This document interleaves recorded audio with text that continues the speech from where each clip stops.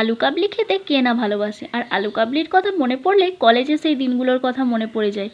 তো চলো আজকে তোমাদের সঙ্গে একটু শেয়ার করি আমি আলু কাবলি কীভাবে বাড়িতে বানাই। আমি মাঝে মাঝে এটা বানিয়ে খাই, আমার ভীষণ ভাল লাগে। তো ভাবলাম তোমাদের সঙ্গেও একটু ভিডিওটা শেয়ার করি, তো তোমরাও বাড়িতে চেষ্টা করলে খুব সহজেই আলু কাবলি বানিয়ে খেতে পারবে।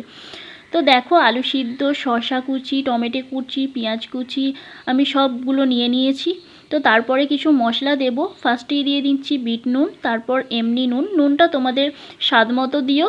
তারপর দিয়ে নেব একটু ভাজা মশলা। ভাজা মশলাটা আসলে জিরে গুঁড়ো আর ধনে গুঁড়ো একটু ভেজে নিয়ে গুঁড়ো করা।